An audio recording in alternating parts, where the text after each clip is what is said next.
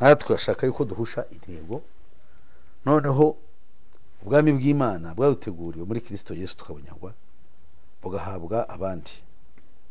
Ndakwinginze kugira ngo utazabumwe muri abo ngabo, kuko igitangaza ntishobora guhindura umuntu. Igihindura umuntu ni ijambo ry'Imana. Iryo jambo ry'Imana riherekejwe n'imbaraga z'umwuka wera nibyo bihindura umunyabyaha, ariko watoranyije kujya mu bwami bw'Imana, kugira ngo namwe mwese abayoba b'iki gihe bavuga ngo hari Imana y'Abayisiraheli n'Imana y'Abanyarwanda, mubanze musobanukirwe neza umugambi w'Imana rurema uwo ari wo, yuko yateguriye agakiza muri Kristo Yesu gusa. Ibyo tujya tubibona natwe ubwacu, turatukwa tugahabwa za gasopo, tukabwira amagambo ababaje ubw'ishyari, ariryo ryitwa inzika y'idini. Benshi bazahigira ishyari nibabona ushaka kugarura abantu kuri Kristo nyawe ngo bamumenye, kabona aha nabo bazaba bamuvuga ari nabo bigisha, ariko kubera yuko bize ari Kristo wundi, ari Yesu wundi atari Kristo. Waba warakiriye Yesu? Yesu uracyari mu madini anyuranye.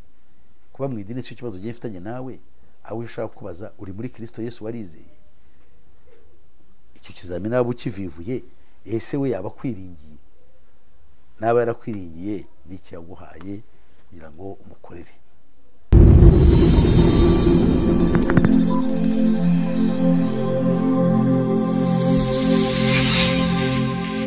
Ndabasuhuje mu izina ry'Umwami wacu Yesu Kristo. Ndishimye kuba twongeye kuba turi kumwe kuri uyu munsi wa none. Peter Musisi niyo mazina yanjye uko bisanzwe. Niringiye ko mwese abariho bumva ururimi rw'Ikinyarwanda, ndabasuhuje mu izina ry'Umwami wacu Yesu Kristo. Niringiye ko muri bazima mwese. Rero ndabasuhuje abari mu Rwanda, mu karere k'ibiyaga bigari, abari ku mugabane wacu wa Afurika wose, abari mu migabane itanu isigaye yindi yose yo ku isi, namwe ndabasuhuje. Abari mu biyaga, mu birwa bikishijwe n'amazi magari, mwese abavuga ururimi rw'Ikinyarwanda ndabasuhuje. Muri no gusuhuza abacu, bavandimwe bacu b'Abarundi, ndabashuhuje cyane mu izina ry'Umwami wacu Yesu Kristo. Abanyamurenge ndetse n'abaturanyi banyu musangiye ubuturo, aribo Barega, Abanyindu, Ababembe n'Abafurero, bashobora kumva aya magambo mvuga kuko bazi Ikinyamurenge bakaba bakivuga nabo. Abarwandafone bo mu Majyaruguru ya Kivu, ndabasuhuje mwese. Abafumbira, abavandimwe, Abahororo, mwese ndabasuhuje muri Uganda. Nkambona umwanya wo kwishimira no gusuhuza abahana bahangaza. Imana yo mwishuri baho umugisha. Turishimye rero kubw'uyu munsi, umunsi mwiza, umunsi Imana twongereye yo kuganira amagambo meza y'Imana. Amagambo tugiye kuganira akomeye ni amagambo meza kandi mazima. Imana reba umugisha kandi bagire neza. Tugiye gutangira amagambo dusanga mu byakozwe n'intumwa igice cya 13, turava ku murongo wa 1 ku murongo wa 12. Ariko mbere y'ibyo reka tubaye turebe ubuyobe mpuzamadini ni iki. Ubuyobe mpuzamadini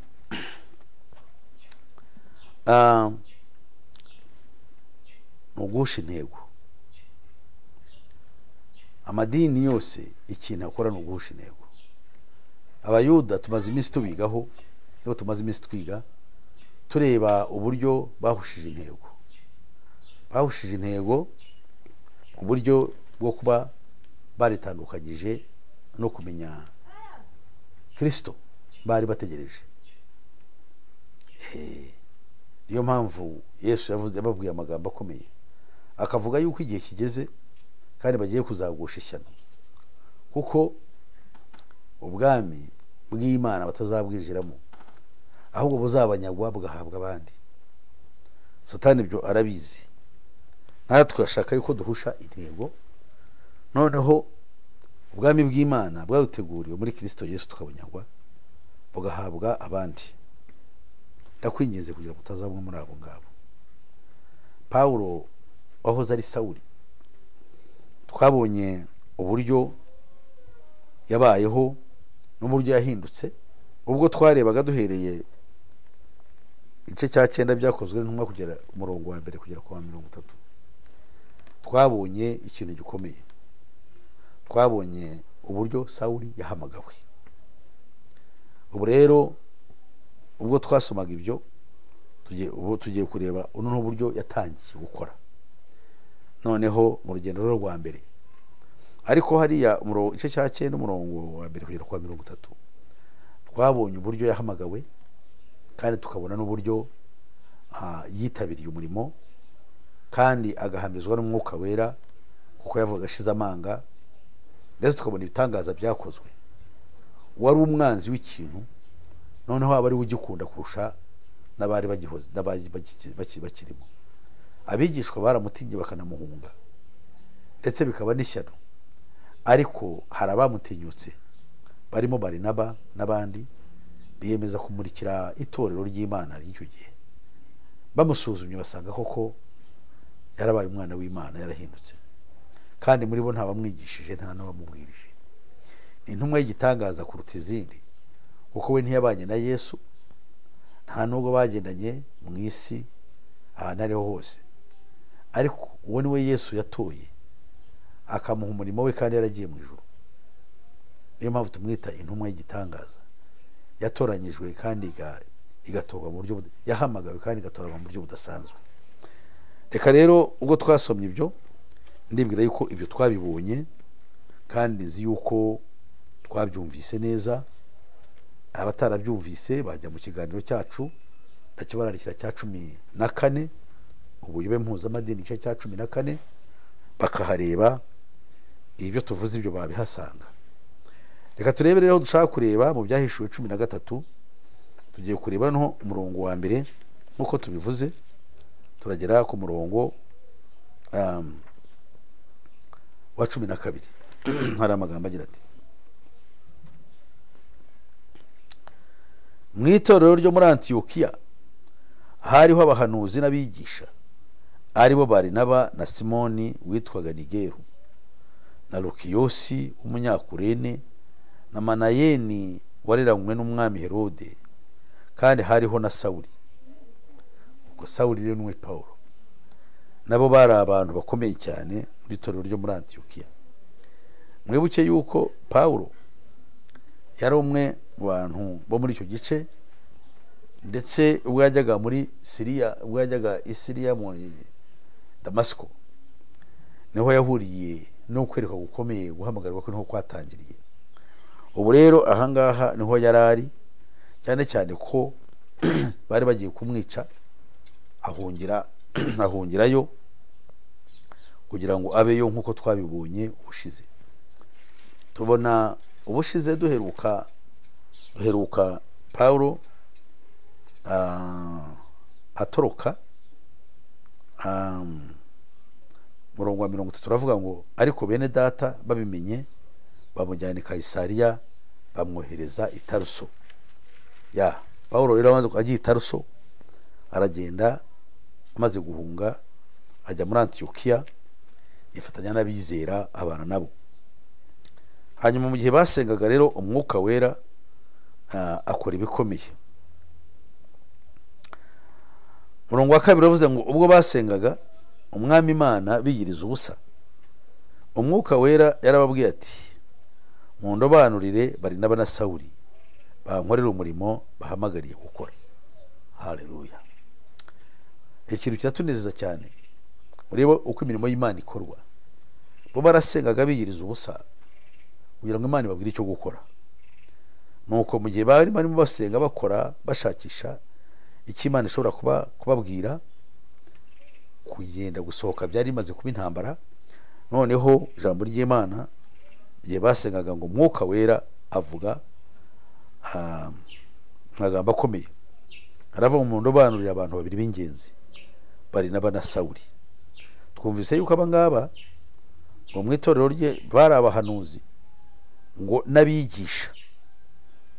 Abahanuzi hamwe n'abigisha babaga muri itorero ry'i Antiyokiya. Abo ni bangahe?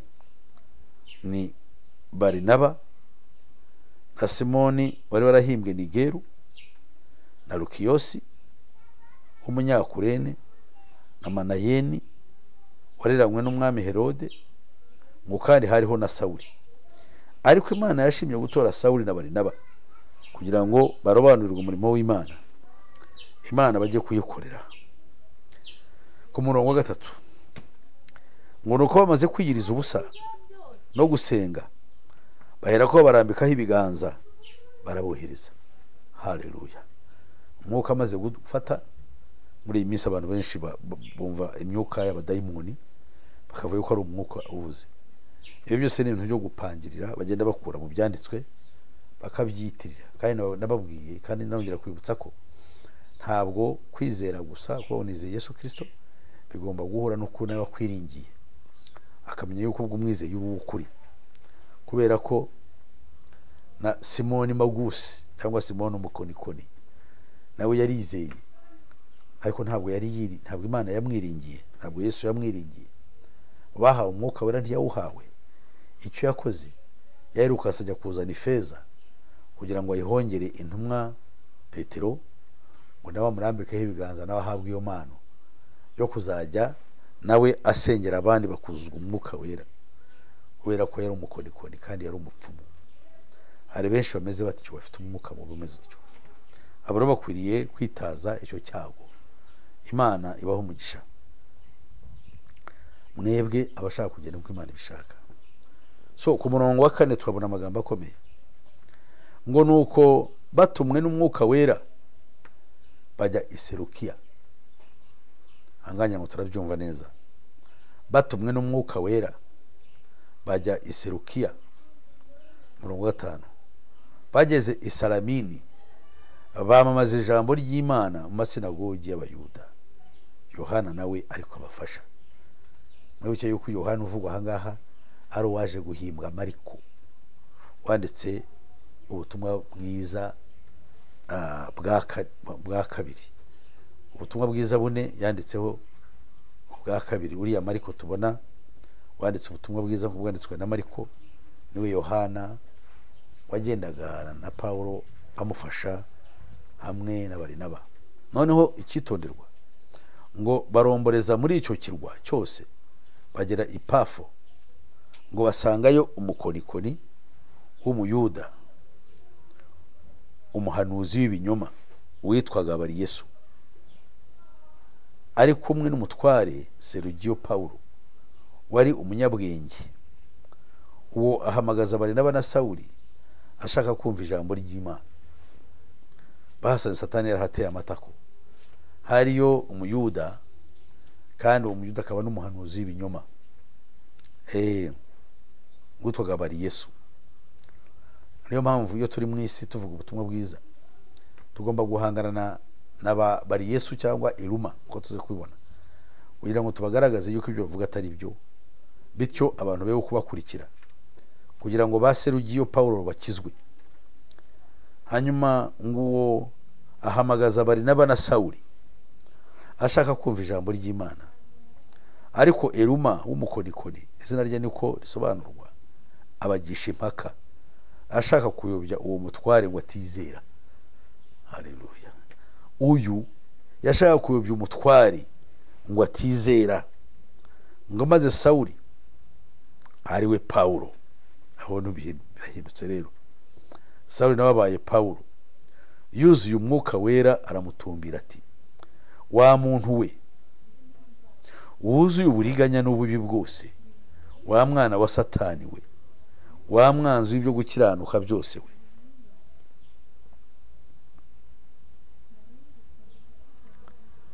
wa mwanzi w'ibyo gukiranuka byose we, ntuzarorera kugoreka inzira z'umwami Imana zigororotse. Nuko dore ukuboko k'umwami kuraguhannye, urabimpumye utarora izuba ubimarana iminsi. Muri ako kanya igihu kiramugwira n'umwijima ucura mu maso ye, arindagira akabakaba ashaka abo kumurandata. Uwo mutware abonye ibibaye arizera, ngo atangarira kwigisha umwami Yesu. Amen. Bakundwa rero, twari tumaze kumva amagambo meza, amagambo ya Pawulo uko yarwanye intambara, kandi tumvise uburyo yarwanyije ubuyobe bukomeye.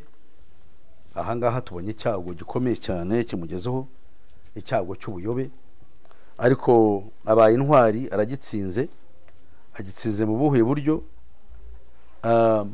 Agitsinze kubwo kwizera Yesu Kristo, kandi Yesu Kristo nawe ahagarara nawe. Yesu Kristo arashaka abahagarara nabo kugira ngo atsinde umwanzi muri iki gihe. Azamutsindana nande se? Azatsinda umwanzi wahagararanye nawe ko wizera. Azatsinda umwanzi we ari we Satani, ari uko akorana nawe kandi yakwirigiye, ukabura uw'ukuri mu maso ye.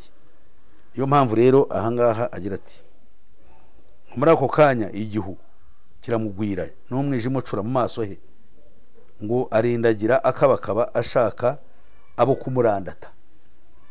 Wa muhanuzi w'ibinyoma gushishana, Imana imweretse imbaraga. Ngo uwo mutware abonye bibaye arizera. Haleluya. Ngo kandi atangarira kwigisha ku mwami Yesu. Muri kino gihe cyo kurwana antikristo n'imyigishirize y'ubuyobe ya New Age, hakeneye imbaraga mu mwuka wera zo guhamya Yesu Kristo ko ari umukiza. Tukavuga ibyo twabonye kandi tudafite imitima idushinja ibibi, idushinja iby'uburiganya n'iby'ubugoryi, cyo twita kuba tudafite pfunwe iryo ari ryo ryose, uko Yesu yatubabariye. Maze duhamye Yesu turi abagabo b'intwari kandi turi bazima. Imana rero ibaha umugisha. Umurongo wa 13 rero tugiye kureba ibindi byakurikiyeho. Tumaze kureba aho ngaho, tugiye kureba amagambo akomeye dusanga mu byakozwe n'uwa 13. Noneho tugiye kureba twihuse umurongo wa 13 kugira ngo twihute tugere aho tugomba kugera. Turebe nubwo ibi byose byakozwe, Satani hari abo atashoboye gufasha nkuko yafashije Serge Paul, kuko Serge Paul yarizeye, yabonye ibitangaza. Ariko hari n'ababonye ibitangaza bikomeye ariko ntibizera, kuko igitangaza ntishobora guhindura umuntu. Igihindura umuntu ni ijambo ry'Imana. Iryo jambo ry'Imana riherekejwe n'imbaraga z'umwuka wera nibyo bihindura umunyabyaha, ariko watoranyije kujya mu bwami bw'Imana. Umurongo wa 13 haravuga ngo, Pawulo nabo bari kumwe batsukira Ipafo, barambuka bafata Iperuga y'Ipamfuriya. Yohana basigayo agiye Yerusalemu. Ariko bava Iperuga ngo bararomboreza bagera muri Antiokiya y'Ipisidiya. Ku munsi w'isabato binjira mu sinagogi baricara. Bamaze gusoma mu mategeko no mu byahanuwe, abakuru b'isinagogi babatumaho bati, bagabo bene data, niba mufite amagambo yo guhuguza abantu nimuyatubwire. Pawulo arahaguruka arabamama, arababwira ati, bagabo b'Abisirayeli, namwe baho Imana nimwumve. Imana y'ubu bwoko bwa Isirayeli yatoranyije basogokuruza kandi ishyira abantu hejuru ubwo bari basuhutse ubwo bari abasuhuke mu gihugu cya Egiputa, ibakurishayo ukuboko gukomeye, yihanganira ingeso zabo nk'imyaka 40 bari mu butayu. Ngo imaze kurimburira amahanga 7 mu gihugu cy'i Kanani, ibaha igihugu cyaboho gakondo. Ngo maze hashize nk'imyaka 450, ibaha abacamanza kugeza ku muhanuzi Samweli. Ahangaha turabona uyu mugabo Pawulo asubiye mu magambo twibuka yaravuzwe n'umukozi w'Imana ukomeye wahamirizaga abayuda, ari we Stefano. Mwibuke ko Stefano ahangaha yahamirije abayuda b'i Yerusalemu. Aha Pawulo arahamiriza abayuda bari hirya no hino mu midugudu y'Abagiriki, ahangaha muri za Pisidiya. Muri Antiokiya y'Ipisidiya niho yavugiye aya magambo akomeye. Hari abayuda yinjira mu sinagogi yabo. kuko nibo yagombaga guheraho yigisha, kandi si ubwari ubwa mbere, yari amaze igihe kirekire abigisha. Turaza kureba uburyo yakoze uyu murimo. Igihe yakoraga uwo murimo yawukoze mu buryo bw'itangaza. Yaravuze ngo yemwe bagabo b'Abisirayeli, namwe abubaha Imana nimwumve.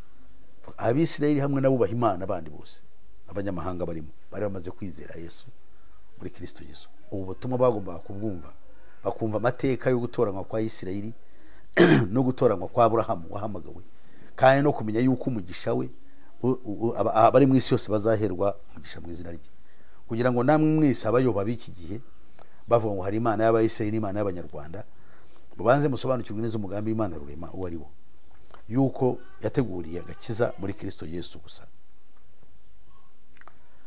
Ngo yihanganira ingeso zabo nk'imyaka 40 bari mu butayu, imaze kurimburira amahanga 7 mu gihugu cy'i Kanani, ibaha igihugu cyabo ho gakondo. Ngo maze hasize imyaka 450 ibaha abacamanza kugeza ku muhanuzi Samweli. Ngo bukeye basaba Imana kubaha umwami, nuko ibaha Sawuli mwene Kishi wo mu muryango wa Benjamin. Amara imyaka 40 ari ku ngoma. Imukuyeho ibahagurukiriza Dawidi, iramwimika, iramuhamya iti, mbonye Dawidi mwene Yese, umuntu umeze nk'uko umutima wanjye ushaka, azakora ibyo nshaka byose. Kandi mu rubyaro rw'uwo niho Imana yakomoreye Abisirayeli umukiza Yesu, nk'uko yabisezeranije. Haleluya. Aha twababwiye ko umukiza Yesu Matayo yamwise mwene Dawidi mwene Aburahamu, kandi ubwo ari umukiza, ni umukiza abari mu isi bose. Ahangaha ijambo ry'Imana rikavuga ngo ku murongo wa 24, Yohana yamubanjirije ataraza,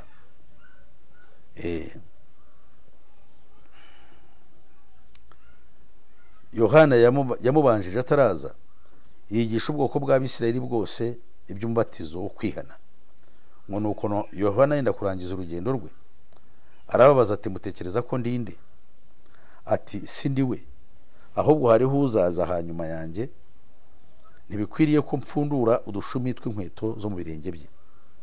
Bene data, bana b'umuryango wa Aburahamu, namwe abubaha Imana, ni ukuvuga batari Abisirayeli, kuri twe niho ijambo ryaho gakiza ryatumwe. Ni ukuvuga kuri bo nk'intumwa. Pawulo arihamya muri sinagogi, akomeza agira ati, kuko abatuye i Yerusalemu n'abakuru babo batamenye uwo. Ntabwo ahangaha aravugira muri sinagogi yarimwe Abayuda n'abandi bose bahindukira idini y'Abayuda ariko abanyamahanga, nk'uko twabivuze.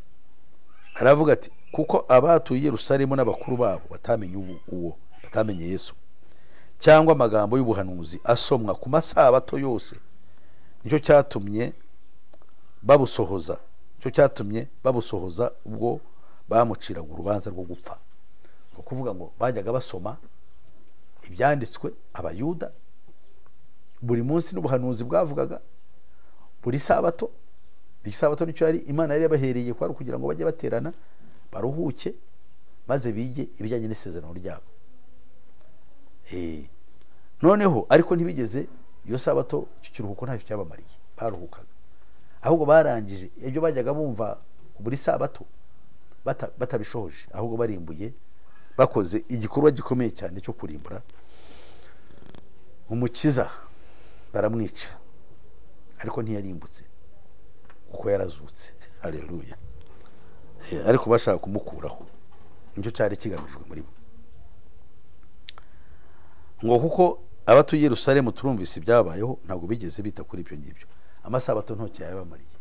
Ese twebwe ab'iki gihe ubutumwa bwiza bubwirizwa, nubwo nemera yuko harimo n'ubuyobe bwinshi nka bwa bundi bwakomokaga kuri umuntu w'igitangaza witwaga Eruma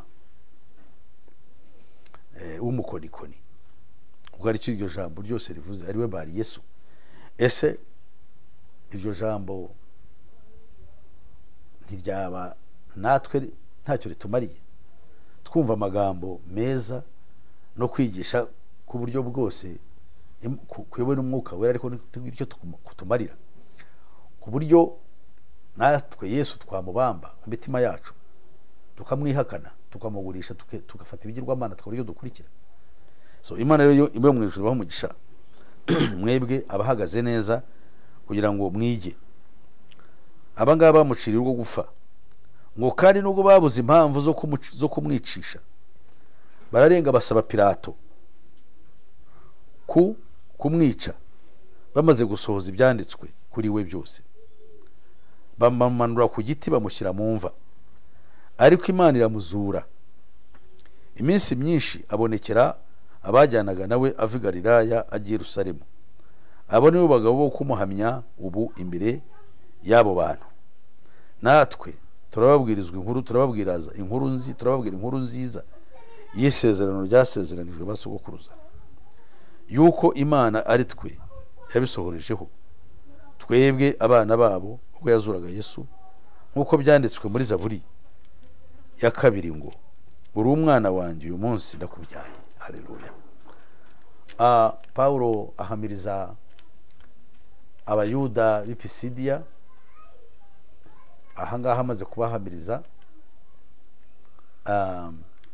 muri Antiyokiya y'i Pisidiya, ababwira ubutumwa ngo burimo bubwirizwa i Yerusalemu, bubwirizwa n'intumwa zabyiboneye zagendaga na Yesu Kristo yuko Yesu yazutse. Noneho arangije nabo abangaba arabahamya, abahamiriza yuko nabo yari kumwe nabo ari abigishwa, nabo bizeye amagambo y'ukuri, bababwira inkuru nziza y'ibyabaye kandi byasezeranijwe basekuruza ku mubiri, ari bo Bayuda, bene Yakobo, bene Isaka, bene Aburahamu. Ariko wibuke ko aya magambo nanone yari isezerano ku bantu bose, ndetse n'abanyamahanga bari muri iyo sinagogi bizeye, abo Paulo yitaga bubaha Imana. Bose aya magambo bari bakwiriye kuyamenya yuko Yesu ari umukiza, n'inkomoko yo kuza kwa Yesu ituruka ko ntabwo ari ikivejuru, ntabwo ari ikintu, ntabwo ameze nk'abandi bose bazaga bakakirwa n'abantu bose ngo n'abantu ngo n'intumwa z'Imana, ariko badafite amateka ashingiye ku isezerano. Ngo kandi kuko yamuzuye utazasubira mu iborero, niyo cyatumye avuga ati nzabaha imigisha ya Dawidi itazakuka. No muri Zaburi yindi yaravuze ati ntuzakundire uwera wawe kubora, kuko Dawidi amaze gukora iby'Imana yashatse mu gihe cye arasinzira, ngo ashyirwa kuri ba sekuruza arabora, ariko uw'Imana yazuye ntarakabura. Murongo wa 38 ngo nuko bagabo bene data mumenye ko ari muri uwo tubabwira kubabarirwa ibyaha, kandi twizera, kandi uwizera wese atsindishirizwa nawe mu bintu byose iby'amategeko ya Mose atabashaga kubatsindishiriza.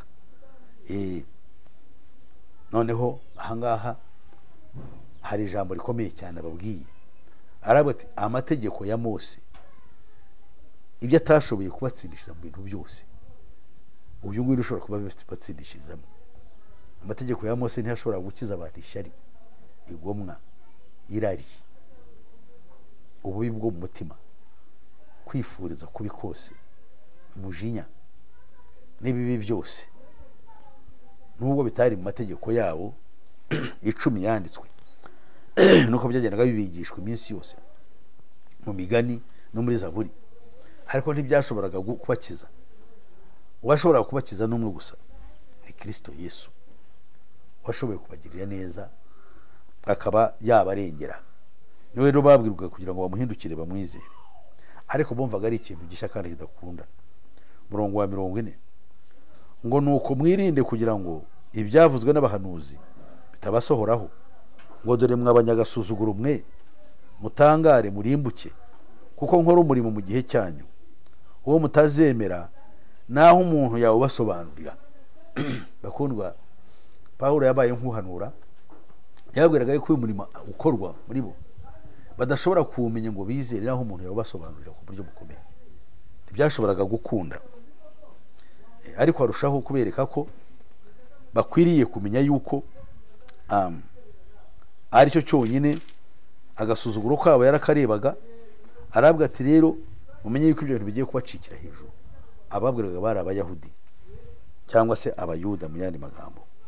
Rero ku murongo wa 42 hari amagambo akomeye agira ati ngo bagisohoka ngo barabinginga ngo bazongere kubabwira ayo magambo ku isabato ikurikiyeho.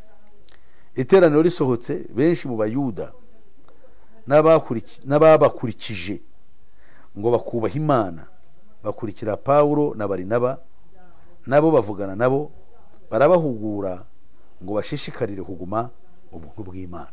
Haleluya. Ubuntu bw'Imana bwari bubajeho uyu munsi uko bari bizeye kandi barabakurikira. Ni bande babakurikiye? Ni abayuda hamwe n'abanyamahanga ngo bizeye Imana. Yes.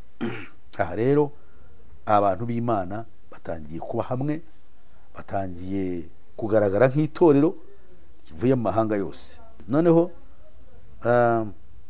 umurongo wa 44 urakomeye cyane. Uravuze ngo ku isabato ikurikiraho ngo ab'umudugudu hafi ya bose bateranira kumva ijambo ry'Imana. Ngo ariko ku murongo wa 45 hagiye kuza ishyano. Isabato yakurikiyeho barahuruye hafi umudugudu wose, n'abatajyaga basenga n'abatajyaga baterana baraje bataka tujye kureba ibibaye. Ibyo nkaho byakabaye binezeza, ahubwo Satani arababara. Abayuda banyira ubwite, banyira isezerano barayoba. Ubuyobe mpuzamadini n'ishyano. Tugiye kureba noneho ubuyobe karundura. Umurongo wa 45 ariko abayuda babonye abantu ko ari benshi bagira ishyari ryinshi, bagisha impaka Pawulo ibyo Pawulo yavugaga bamutuka. Bari abapagana aho baturuka, aho kugira ngo batsindishe Pawulo ijambo ry'ubwenge kandi bashingiye ku bihamya, ahubwo bakoresha ibitutsi.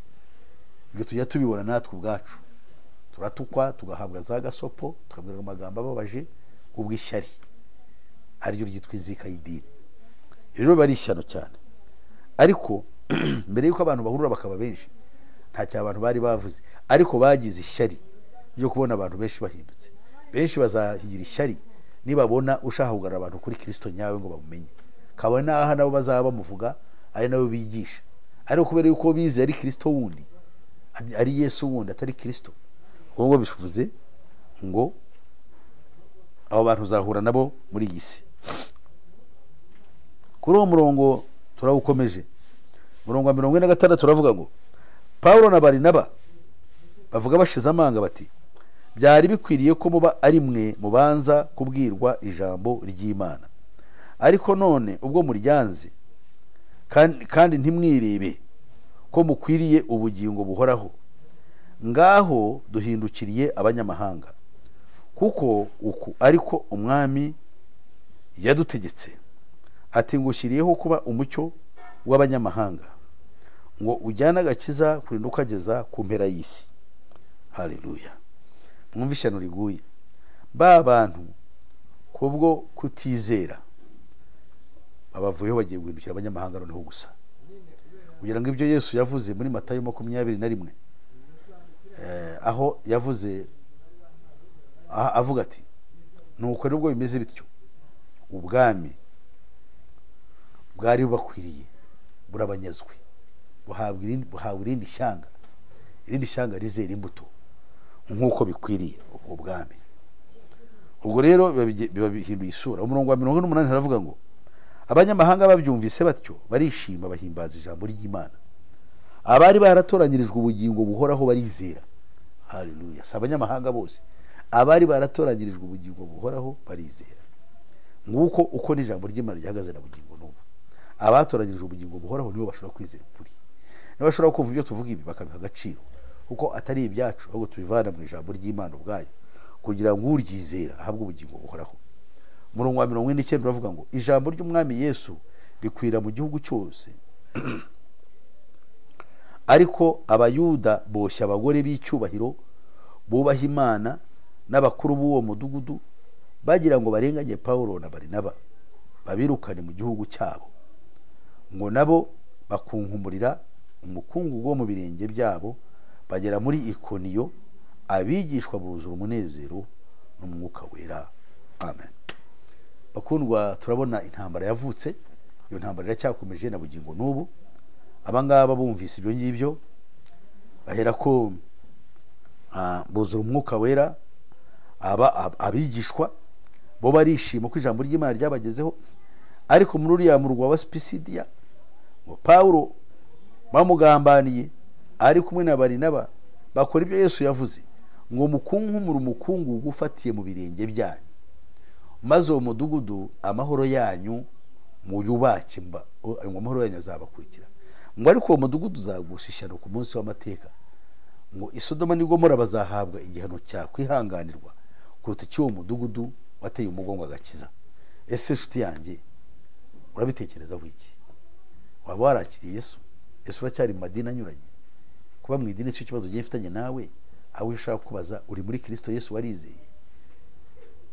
Icyo kizamini abo kivivuye, ese we yaba kwiringiye? Naba yarakwiringiye n'iki yaguhaye kugira ngo umukorere? Kuko niba yaraguhaye umwuka wera, nicyo kigaragaza yuko yaguhaye kugira ngo umukorere. Kandi tuzi yuko umwuka wera atanga impano 9 kugira ngo buri muntu agire impano imugaragaraho. Iyo mpano imugaragaraho nigaragaza yuko Kristo yamwiringiye, akamuha umugisha ubonerwa muri we. Ariyo mpano muri za zindi 9. Urashaka kuzimenya se? Uraza gusoma Abakorinto bandikiwe urwandiko rwabo rwabandikiwe rwa 2 igice cya 12 uhereye ku murongo wa 4. Imana yo mujuri guha umugisha kandi kugirire neza. Ndagira ngo ngarukira aha ngaha. Ndishimye ku bwanyu. Imana ibaha umugisha. Reka mbasengere umugisha w'Imana. Uhoraho Mana yacu, abavandimwe ndabasabira kugira ngo amagambo dusangiye bayamenye, barebe icyo bita ubuyobe icyo ari cyo. Ubuyobe ni uguhusha intego. Ubuyobe ni ukurwanya Kristo. Kabone naho waba umwizera. Abayuda bari bategereje Kristo mwene Dawidi, bagomba kuza akabavana mu bubata bw'abanyamahanga. Ariko yaraje ntibamwizera, ahubwo baramubamba. Ndetse n'abahagurukiye kumwamamaza barabanga. Natwe ariko bimeze muri iki gihe. Abanga Kristo by'ukuri, ikibara nuko bamaze kumubamba mu mitima yabo. Icya kabiri, iyo babonye uvuga ibya Kristo by'ukuri baramwanga.